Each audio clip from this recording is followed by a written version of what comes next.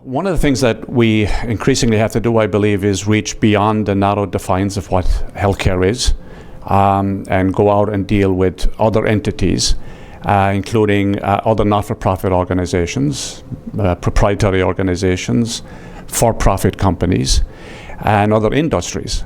Because the more it is that, and the more time we spend looking and talking to other industries, we learn. And each one of them provides the opportunity to do something unique. So we're in discussions with for-profit companies and have started joint ventures with for-profits. We're in discussions, obviously, with large physician groups, creating new partnerships. A few examples are we have built over 34 urgent care centers in partnership with a company out of the West Coast in the United States. We are doing a relationship with DaVita on dialysis. We're building a new company with Synergy out of England on central sterile. We're actually building a factory and creating a new business so that they can do central sterile for us and then have it as a business so we can actually sell those services to other entities. So it runs the whole gamut. We can learn extraordinary good things from other companies, and it forces us to accelerate the degree of change that we want to have within our organization. So we can't be isolated anymore. We have to reach beyond the bounds of what it is we've traditionally done and talk to as many other entities as we possibly can. One of the biggest challenges facing all industries is the status quo. Is how do you get people to think differently going forward than the way they've thought in the past? And that's a major, major cultural change. It is hard.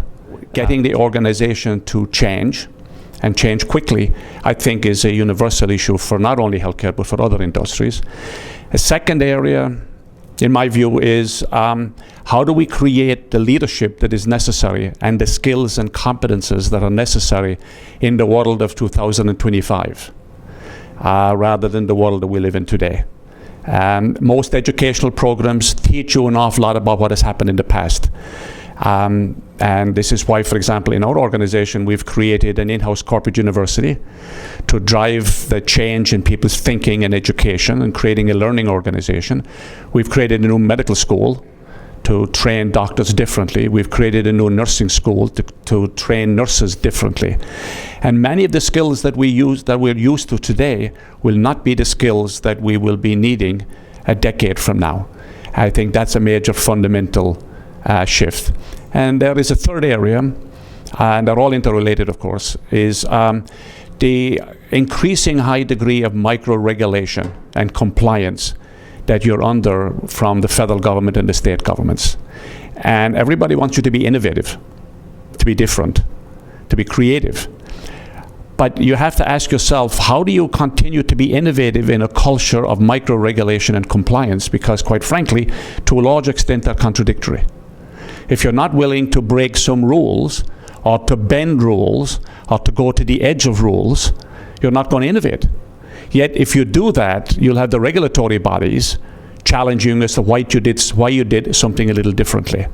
That to me is a fundamental shift and it's got worse in the last number of years, that I think we have to deal with very deliberately, because it's also confounded by the fact that you're regulated by about a dozen to 20 different agencies, many of them conflicting with one another. And so we have to be careful. If you want to be innovative, you've got to allow for mistakes to happen. You've got to allow for failure. If you don't allow for failure, you will never succeed, because it's only through failure that you learn. You learn more from failure, much more so than you learn from actual success. So we're in this, and that goes back to the cultural issue as well. How do you change the culture and get people to challenge without being afraid to challenge?